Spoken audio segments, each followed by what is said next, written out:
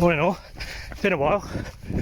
But just because it's the autumn now doesn't mean that there's nothing left to forage.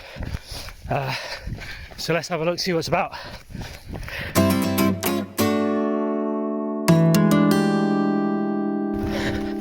Still an easy one. Good old nettles. However, these bigger leaves down the bottom and further down are absolutely toppers with calcium, like too much. So eating a lot of it can be quite bad for you. These top 4 leaves or so though, pretty good, still good to go. As are the seeds, full of energy. Don't eat the spiders, they'll wriggle and jiggle and tickle inside you. Still plenty of brambles to be had. Ooh, lovely. Hawthorn. There's a better view. So this can be eaten raw off the tree, or so mushed up, get all the nasty pips and stuff out of the way, spread it flat, dry it out and turn it into fruit leather. It keeps for absolutely ages and it's full of energy.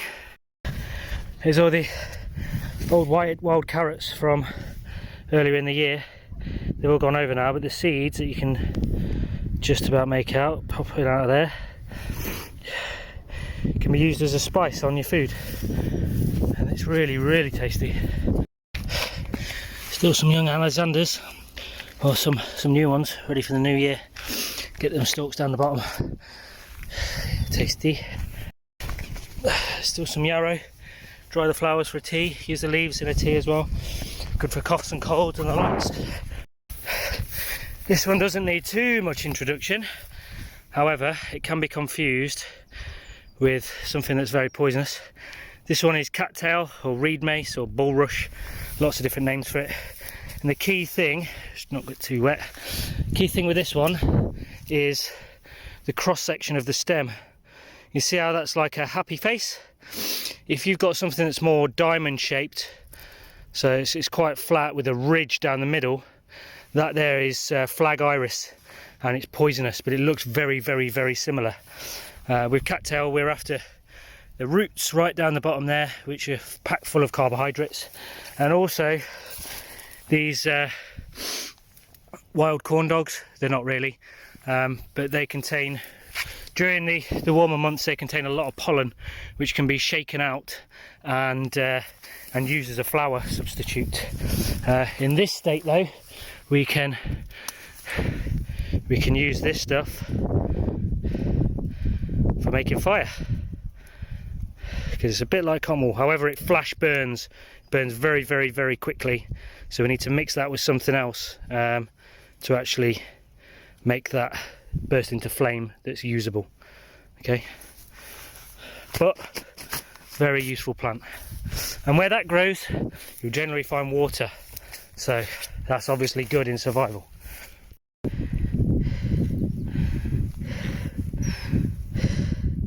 Lovely field mushroom, there's quite a few of them about. Good eating. I need to get over there, there's a stream there. Girls, is there a way across there?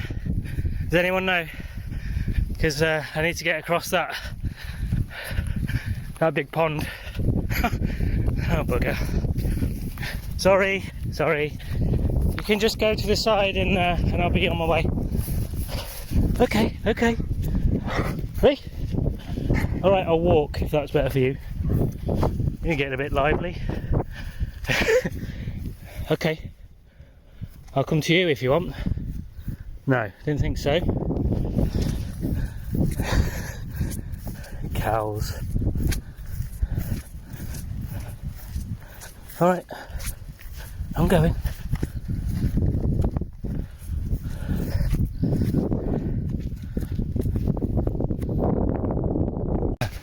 Interesting one there.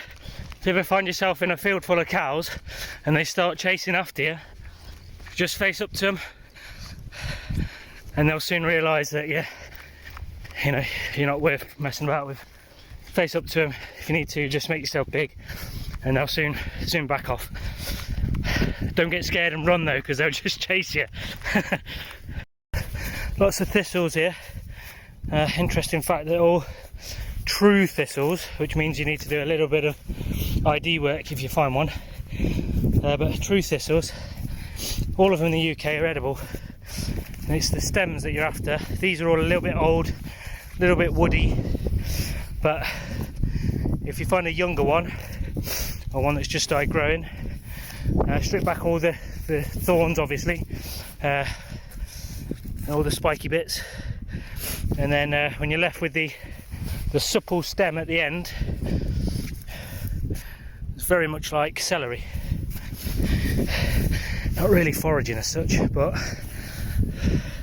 always keep your eyes open for game trails, little places where rabbits and the like will run.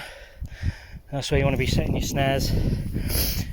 Look into the government websites, etc. regarding snaring. There are some quite strict rules, and don't get caught breaking those rules, because it carries some hefty penalties. We've seen it before, but it's still about silverweed. Roots are full of carbohydrates, and we've got more brambles here too. Lovely vitamins, keep healthy, keep that immune system going. There's a nice big patch of silverweed over there. Definitely worth digging up, expending those few calories for the big gain. If you're doing this, just walk in. Make sure you wear appropriate clothing. Low-lying brambles everywhere. There's a decent direction indicator. So, wind in the UK, prevalent wind direction is southwesterly. So this is being blown that way. I know for certain that south is that way.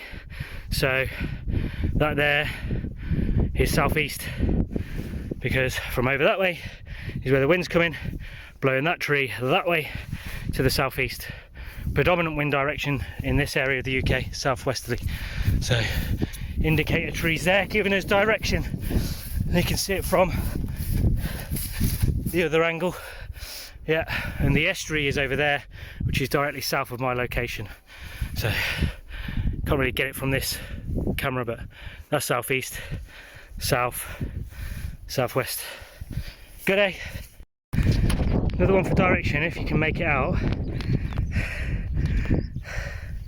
So if you can see if I can get my finger in there. See around there when it goes back this side.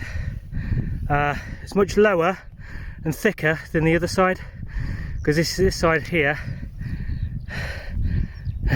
can't get my finger in, this side here is taking the brunt of the wind, so it grows small and chubby and then allows the taller growth towards the leeward side, or the side away from the wind.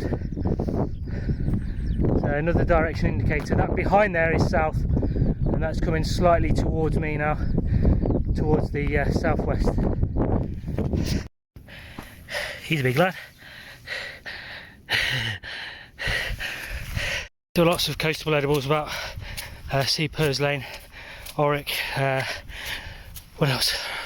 Marsh samphire, rock samphire.